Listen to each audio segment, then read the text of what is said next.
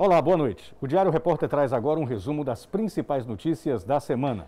Medo e revolta. Um coroinha foi assassinado na Barra do Ceará na volta para casa por integrantes de facção criminosa.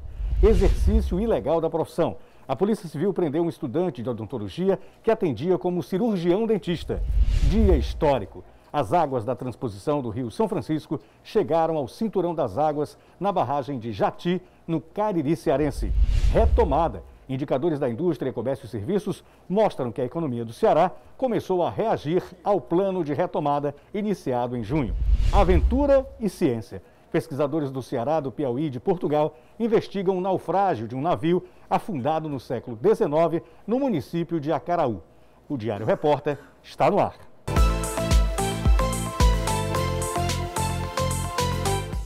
Olá, boa noite. O Diário Repórter desta sexta-feira começa mostrando um fato que nos leva à reflexão sobre a onda de violência no Estado. Um fato que reforça como facções criminosas tomaram conta de territórios e até ditam normas de mobilidade para quem entra e quem sai de algumas comunidades. O Diário Repórter mostra como pessoas inocentes são vítimas dessa lei macabra imposta pelos criminosos. Essa semana, o assassinato covarde de um coroinha chocou a sociedade cearense. Jefferson, um garoto de apenas 14 anos, perdeu o pai há 2 anos e era cuidado pela avó. Ele foi covardemente assassinado somente porque fez um trajeto que não deveria ter sido feito. A volta para casa se transformou no caminho para a sua morte. Jefferson pisou num território de facção criminosa e teve que pagar com a própria vida. O coroinha, de 14 anos de idade, morava na Barra do Ceará e na noite desta terça-feira foi a uma aula de capoeira próximo à Vila do Mar. A aula foi suspensa, mas Jefferson não retornou. Ele pegou uma rua um pouquinho, vamos dizer assim, complicada, perigosa. E o que aconteceu? Foi arrodeado, se criou uma discussão, foi espancado, apedrejado. E, segundo algumas testemunhas, também teria recebido algum tiro. No local onde o corpo foi encontrado pela polícia, testemunhas relataram que pelo menos 5 pessoas participaram do crime. Os moradores do bairro estão inconformados com o caso. Jefferson servia ativamente como coroinha aqui da paróquia São Pedro, na Barra do Ceará, há pelo menos 2 anos. De acordo com o pároco da igreja, além de estudar, ele trabalhava fazendo bicos para ajudar a avó no sustento de casa.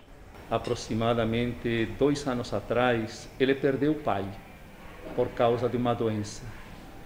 No ano passado, foi abandonado pela mãe. Então, era a avó quem cuidava dele. E eu posso dizer que, com a ocasião da morte do pai, o menino ficou em uma situação complicada. Ele não era um menino envolvido em nada, era coroinha da igreja, estudioso. A causa de tudo isso são as facções. O nosso bairro está tomado por facções diferentes. Jovens, adolescentes, Jefferson tinha uns 14 anos, mais ou menos 13, 14 anos. E já a partir dessa idade, eles não podem circular livremente de uma área para outra, do território de uma facção para outra. Eles têm essa divisão diária, né? Porque a gente tem medo. O povo daqui está abandonado pela saúde, porque o pessoal aqui não pode ir atrás de um remédio, não pode ir atrás da consulta por causa disso. Viu, a criança foi atrás de um esporte, perdeu a vida. E o setor de segurança pública está reforçando as ações em Caucaia, que hoje registra quase um assassinato por dia. A violência continua mesmo após a morte no Rio de Janeiro de Alban Darlan, líder de uma facção criminosa, e com a prisão do maior chefe do tráfico de drogas na área. A pergunta é, por que os homicídios não são reduzidos? 7 de julho de 2020, Francisco Silas de Araújo Moura, o Mago, é preso em Teresina, no Piauí. A prisão do principal chefe do tráfico de drogas no município de Caucaia e um dos homens mais procurados do Ceará iniciou a ofensiva contra o grupo criminoso responsável por uma série de homicídios na região. 3 dias depois, foi a vez de Walisson César Marinho Borges, o Guabiru, um dos principais matadores do grupo. E no dia 31 de julho, a polícia conseguiu encontrar outra peça-chave na organização criminosa, Alban Darlan Batista Guerra. O segundo homem mais procurado do Ceará, braço direito de Silas, morreu em um confronto com a polícia no Rio de Janeiro. Com as baixas no grupo criminoso, a polícia esperava que os crimes violentos, letais e intencionais diminuíssem em Caucaia. Mas a média de mortes no município se manteve, mesmo após mais de 30 dias da prisão do número 1 do tráfico de drogas da região. Entre 7 de julho e 6 de agosto deste ano, foram contabilizados pela própria Secretaria da Segurança Pública e Defesa Social 28 homicídios, latrocínios, feminicídios ou lesões corporais seguidas de morte em Caucaia. A média de quase um crime violento por dia ocorre desde o início do ano. As exceções são os meses de fevereiro e março, quando os índices aumentaram em razão do motim de parte da Polícia Militar no Ceará. De acordo com o diretor do Departamento de Inteligência Policial da Polícia Civil, Nelson Pimentel, a diminuição dos índices de crimes violentos no município após a perda de lideranças é um processo lento. A disputa de território entre grupos rivais e de poder entre os próprios membros da organização são fatores observados após a prisão de Silas e a morte de Darlan. Um querendo tomar o lugar do outro para assumir a liderança do grupo.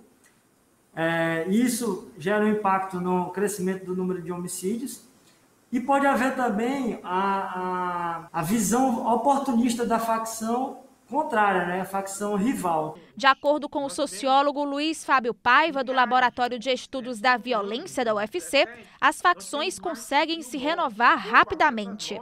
Tanto homens como mulheres muito jovens, ocupando posições de liderança, e é uma situação realmente bastante curiosa. Essa semana o crime organizado sofreu um duro golpe. 16 integrantes de uma facção criminosa foram presos durante uma festa de aniversário em Aquiraz. O dono da festa é apontado como um dos chefes do tráfico de drogas no Pirambu, aqui na capital. O aniversariante preso é Leilson Souza da Silva, de 25 anos. Ele era foragido da justiça com mandado de prisão em aberto por tráfico de drogas. A polícia iniciou a operação após receber informações sigilosas sobre a realização da festa no Porto das Dunas. A festa terminou com 22 pessoas conduzidas à delegacia. Dessas, 16 ficaram presas. A maioria foi autuada por integrar organização criminosa. E dos 22 conduzidos, a gente fez uma análise aqui dos fatos e avaliamos a necessidade de autuar 16 pessoas, incluindo o próprio Leilson, pelo delito de integrar organização criminosa. A polícia agora trabalha para prender outras 2 lideranças do tráfico de drogas no Pirambu: Fábio de Almeida Maia, conhecido como Bill, e Carlos Mateus da Silva Alencar, o Fiel. Pedimos o apoio da população que, caso saiba localizar, saiba dar alguma informação que possibilite a polícia localizar e prender esses indivíduos, que entre em contato com o WhatsApp Denúncias da Draco, o DDD 85989690182. O sigilo é garantido. Agora a gente faz um alerta aos motoristas que procuram as oficinas para a manutenção do carro. Evite comprar peças de reposição que não tenham a origem comprovada, através de nota fiscal. Se a peça for roubada, você pode responder por crime de receptação. E a chance de se envolver em um problema como esse não é tão pequena como muitos pensam. Pelo menos 4 vezes ao ano, Augusto leva o veículo à oficina para fazer manutenção preventiva. Em algumas delas, precisa trocar uma peça ou outra. Sempre cauteloso, ele evita comprar materiais de segunda mão. Geralmente eu verifico a procedência, né, da peça que estão adquirindo, de onde que vem, tá, qual a garantia. Para evitar de comprar uma peça que for roubado, né? Levar o veículo à oficina é uma rotina que exige cuidados para além da preocupação com a qualidade do serviço. É preciso se atentar se a oficina é segura e não uma fachada para esquema de desmanche de veículos roubados. Quem se utiliza desse tipo de serviço corre muitos riscos, inclusive o de responder criminalmente. Pode recair no crime de receptação, caso seja comprovada a origem criminosa do bem. Tem pena de 1 a 4 anos de prisão e, caso o comprador esteja em sua atividade comercial, a pena já passa para 3 a 8 anos de prisão. As peças sem procedência geralmente são fruto de veículos roubados. Na semana passada, o motorista de aplicativo Alexandre Fernandes, de 32 anos, teve o carro roubado e foi morto por um grupo especializado em desmanche de veículos. 6 pessoas foram presas. De acordo com o delegado Adriano Félix, ao comprar peças sem procedência, a pessoa assume o risco de estar comprando material fruto de roubo. Não é necessária a ciência do comprador quanto à origem criminosa do bem. Basta, para tanto, que ele assuma o risco de ser. O valor do bem está muito aquém do valor real de mercado e o vendedor se recusar a apresentar a documentação exigida. Na hora de trocar alguma peça do veículo, é necessário estar atento a alguns detalhes. Porque ele precisa conhecer a procedência da empresa que ele está deixando o bem dele, tá? E de onde ele está comprando realmente essa mercadoria. Quando o cliente traz o carro, que essa peça é fornecida por ele, a gente pede que ele assine um termo de responsabilidade, porque a empresa não pode se responsabilizar por um objeto, por uma peça que já vem de outra empresa, né? Uma peça usada. Caso o comprador, por questão pessoal ou financeira, decida comprar as peças de reposição usadas, o membro da Comissão de Estudos em Direito Penal da OAB Ceará, Herberson Tavares, faz o alerta. Então você tem que procurar um desmanche que tenha registro, esteja devidamente registrado no Detran, porque desta maneira é uma garantia de que as peças ou conjunto de peças que você utiliza, que você vai adquirir, elas têm boa procedência e também ainda estão aptas para serem utilizadas. Outra notícia que ganhou destaque essa semana foi a prisão de um estudante de odontologia por exercício ilegal da profissão.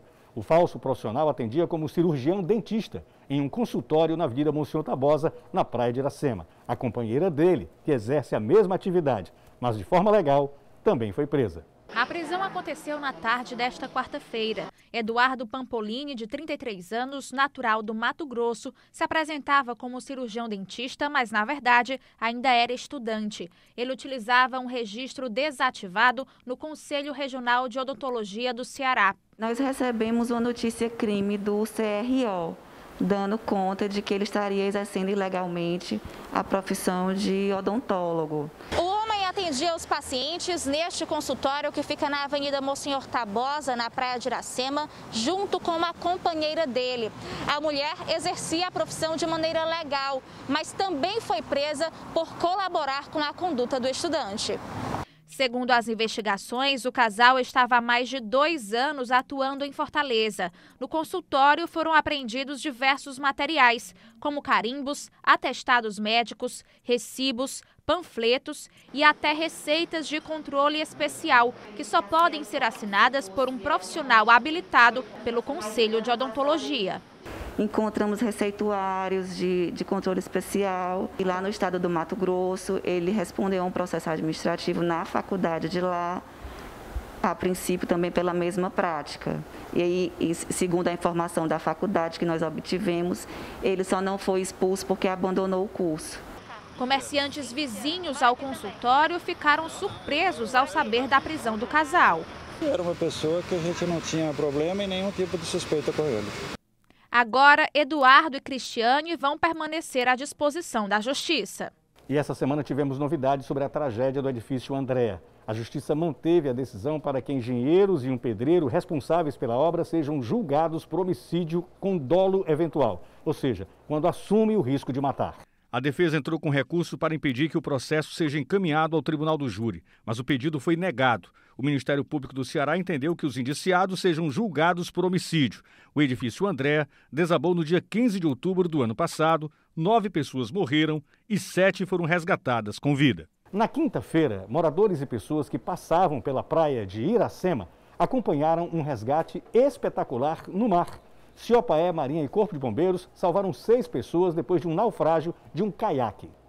O salvamento das vítimas do naufrágio aconteceu na praia de Iracema na manhã desta quarta-feira. Uma operação delicada que mobilizou equipes do Corpo de Bombeiros, da Marinha do Brasil e da Coordenadoria Integrada de Operações Aéreas, a Ciopaé. Uma aeronave sobrevoou a área do naufrágio. Homens treinados para missões de resgate no mar mergulharam com boias para ajudar as vítimas. Quando nós do Corpo de Bombeiros chegamos lá, a Ciopaé já tinha começado o resgate.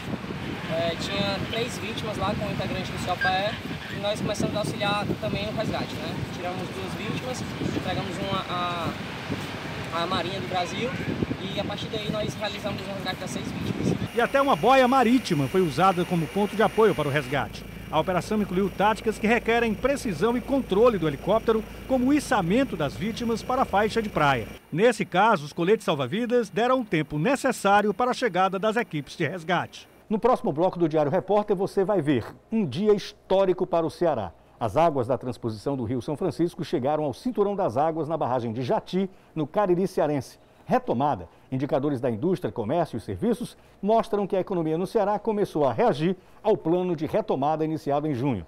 E mais, aventura e ciência. Pesquisadores do Ceará, do Piauí e de Portugal investigam o naufrágio de um navio afundado no século XIX no município de Acaraú.